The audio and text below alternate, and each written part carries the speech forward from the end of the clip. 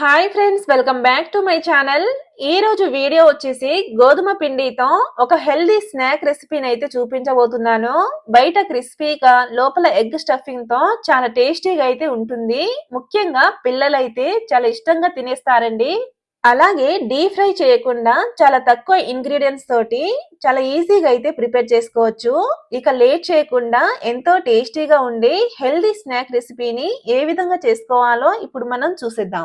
ముందుగా ఒక బౌల్ తీసుకొని అందులోకి 1 కప్పు వరకు గోధుమ పిండిని అయితే వేసుకోవాలి.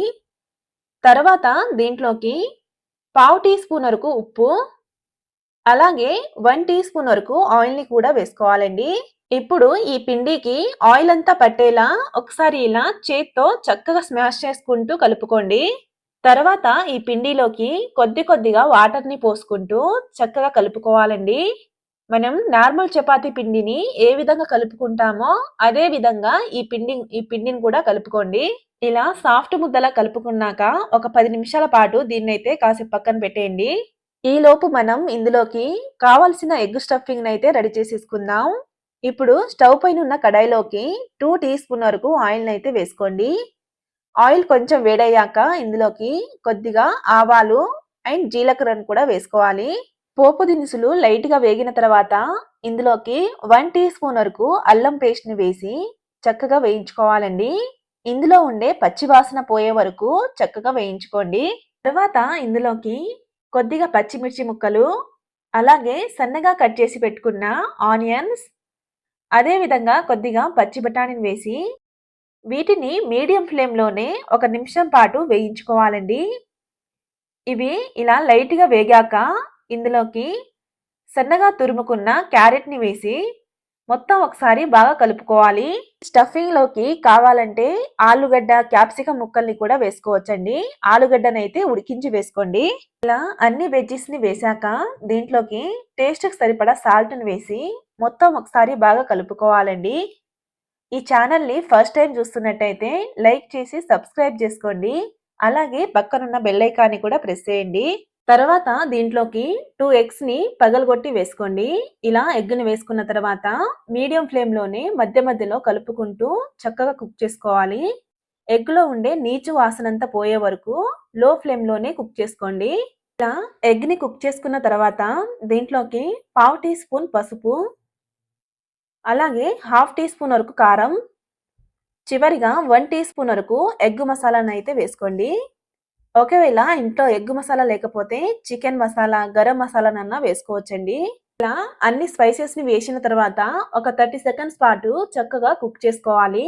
చివరిగా ఇందులోకి కొద్దిగా కొత్తిమీరను వేసి అంతా ఒకసారి బాగా కలుపుకున్నాక స్టవ్ ఆఫ్ చేసేయండి.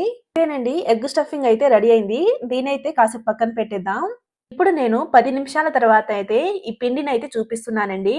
చూడండి, పిండి కూడా చాలా సాఫ్ట్ గా అయితే నానింది. ఇలా పిండి చక్కగా నానాక ఇక్కడ చూపించిన విధంగా చిన్న చిన్న ముద్దల్లో అయితే చేసుకోండి. ఇప్పుడు ఫ్లోర్ పైన కొద్దిగా పొడి పిండి చల్లి మనం నార్మల్ చపాతీలు ఎలా చేసుకుంటామో అదే విధంగా పల్చటి చపాతీలా అయితే చేసుకోండి. ఇదే విధంగా మిగిలిన చపాతీల్ని కూడా చక్కగా పల్చగా అయితే చేసుకోండి. తర్వాత ఇలాంటి ఒక ప్లేట్ పైన కొద్దిగా ఆయిల్ అప్లై చేసి ఒక చపాతీని అయితే పెట్టుకోండి. ఫస్ట్ ఒక చపాతీని అయితే పెట్టుకోండి.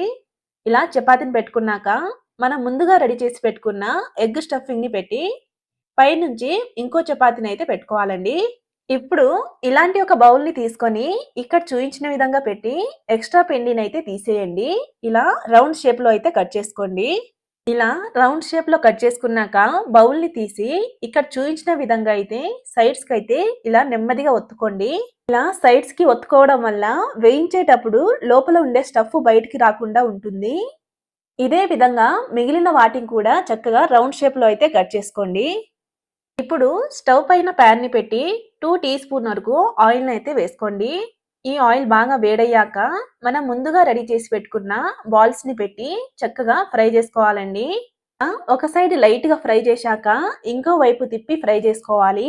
వీటిని మీడియం టు లో ఫ్లేమ్ లోనే రెండు వైపులా చక్కగా గోల్డెన్ కలర్ లోకి వచ్చే వరకు చక్కగా ఫ్రై చేసుకోవాలండి. చూడండి, ఈ విధంగా క్రిస్పీగా ఫ్రై చేసుకున్నాక తీసి ఒక ప్లేట్ లోకి అయితే వేసేసుకోండి. ఇదే విధంగా మిగిలిన వాటిని కూడా ఫ్రై చేసుకోండి.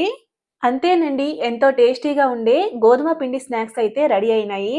ఈ వీడియో గనుక మీకు నచ్చినట్టయితే లైక్ చేసి సబ్స్క్రైబ్ చేసుకోండి. అలాగే పక్కనున్న బెల్ ఐకాన్‌ని కూడా ప్రెస్ చేయండి.